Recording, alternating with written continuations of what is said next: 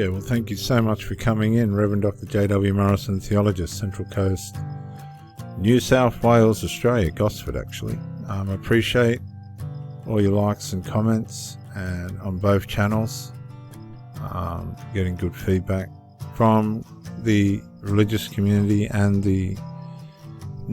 just the secular community. Thank you for your support, and I appreciate it very much. Proverbs 24, verse 30. And a lot of us have had people in our lives that have been wonderful, wonderful, wonderful people.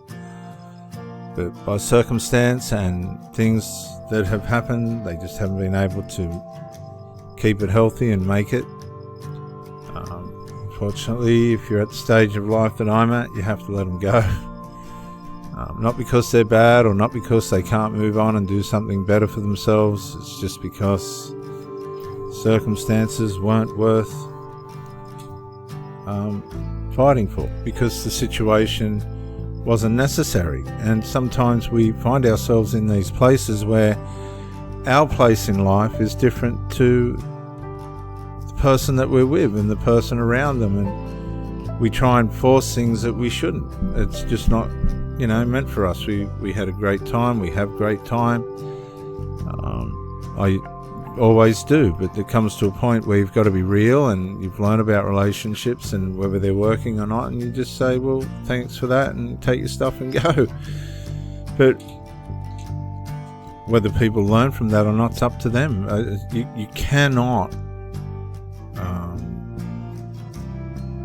help people to see what they need to learn in life. You have to learn for yourself and do the best that you can and be the best that you can, and that's all there is to it. It's a matter of survival. It's every man for himself, unfortunately. If you've done nothing wrong to these people and they're making out as though you have, man, that's a problem. It's a problem for them. 24:30. I went past the field of the slacker and by the vineyard of the person lacking judgment. See, judgment is paramount. How you perceive and see things is critical. It not only plays on the part of your mental health, it plays on how your relationships work, whether you're perceiving things correctly, are you making the right decisions, and all of this has a ripple effect through the whole of your life. If you're in a relationship with someone and they're lacking judgment because they're slack, they're not examining themselves the right way. They've been brought up with a grandiose mentality. Their intelligence has run away with them, and they've now got this blind side about them. They seem to know everything about everything else except themselves. They impact the people that are closest to them. I've seen all this. You're trying to have a relationship with somebody near them, and they're all over it and trying to wreck it. They're selfish, they're self-conceited, they've got narcissistic tendencies that they're not even aware of.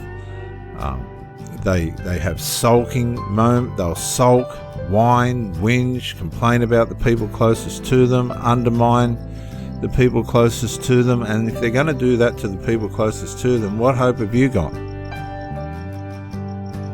They're slackers. They're not doing the work in the field, in their life. The field is your life. It's your mind, it's your body, it's your soul, it's your lungs, it's your heart, it's your kidneys, it's your liver, it's your spleen, it's your gallbladder. We have to do the work to look after ourselves. It doesn't just happen. Our mental health, the people out there that are just wrecking their mind every day, just wrecking their mind. They haven't got the answers, and they're just lacking in judgment. Their judgment's atrocious. They take you out if you let them. If you're in the dark like they are, they'll just take you out. They'll just triangulate you and take you out. But if you're in the light and you can see what's going on, they don't know what to do. It sends them into derision. They start attacking each other. So sad. And then they got thorns growing up everywhere.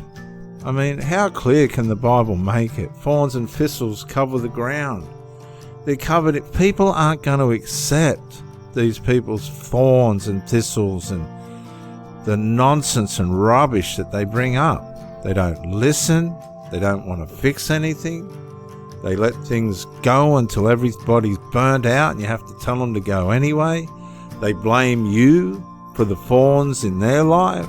No, take your thorns and sit on them. Get a thorn in your ass and see if that smartens you up. You know, you're trying to do the right thing by these people. You don't miss a beat. You're dealing with this nonsense and rubbish and immaturity and silliness, grounded on delusion and fantasy, and you're trying to have a relationship and you're just burning out. Your tolerance is just going, what is going on here? Until somebody comes up with some fantastic solution that you wouldn't wish on your enemy. Just don't understand. I just do not understand where the mentality in society today is gone. They lie, they talk themselves up, they just try and mirror what they think you want to hear so that you'll keep them around. I've had them say, I won't do that again, I'll do better this time. Several, I've seen it over and over again, and they just go into derision. They got thorns coming out of them everywhere. They got thistles covered all over them. They're covered in thistles and cobwebs. Their stone walls are broken down. They've got no boundaries at all. This is the problem. They don't know how to set boundaries up around family members and things that are all over their business because they've allowed them into their business. What makes you think for 1 minute, if you've broken down the walls so that these people can come barging in, that all of a sudden they're going to stop? I've had these women have to padlock the bedroom doors to keep these zombies out.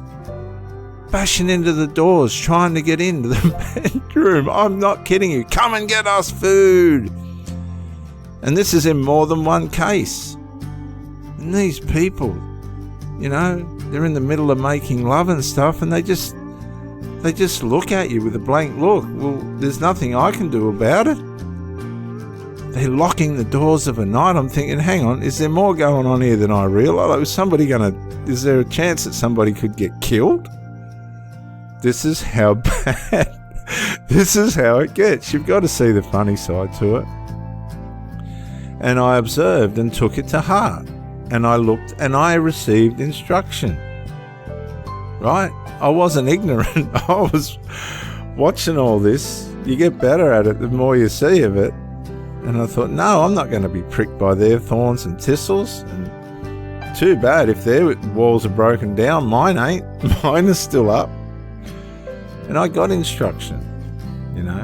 A little sleep, a little slumber, a little folding of the hands to rest, and poverty will come upon you like a robber, and need like abandon. You cannot be asleep. You cannot be in the dark with all this going on around you. Look, you've got toxic people that are coming in to do damage. If you've got no boundaries, they'll come in, they'll befriend you, come in, and then try and break you down. But if you take this to heart and you're observing it, right? I always said I observed. This is the scripture. This is just the scripture showing you how to live. I observed all this and I was watching it, and I kept my walls up, and I looked and I received instruction. Don't attach. Be the best man you can, but don't attach. It's not going well. And you'll notice these people are asleep. They're in a slumber. They're not able to get a light perception on the situation. They're just folding their hands to it. They've just made up their mind that they're right. The other person is wrong. I'm just watching going, how on earth has it got to this? And unfortunately, and it's true, you can ask them, go and ask them. Are they in poverty? Is it like someone's robbed them?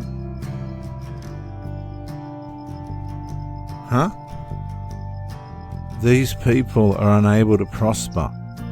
because they don't choose to. If you can't prosper in your relationship life and you're trying to take people out that are trying to do you good and bless you, how are you going to prosper in the rest of your life?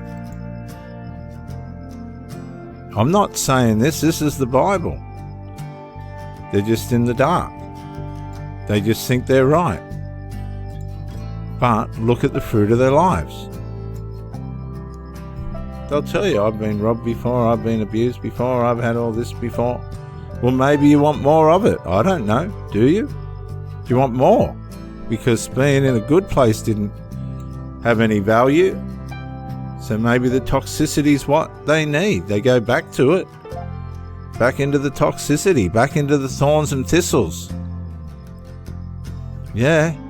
Where they're lacking judgment and nothing works out. And they end up with all their money wasted and everybody's taken it. And, you know, they sit there and go, money ain't, you know, one in particular, money isn't important. Well, what are you working 30, 40 hours a week for, you fool? Wake up. You got thorns and thistles and everything all over you because you've taken down your boundaries. Listen. Why didn't you listen? Put the boundaries up and get some people in order and you'll all start to prosper. The poverty will start to go. You're cursing yourselves. You're walking around asleep thinking you know everything. No, you're bringing poverty on yourself, you're robbing yourselves, and you have needs like abandon. These people start to think that they've got to steal. They lose their identities, and they've brought it on themselves. They've got nobody else to blame but themselves. I'm Reverend Dr. J.W. Morrison, theologist, Gosford, the Central Coast, New South Wales, Australia. Thank you for joining me, and bye for now.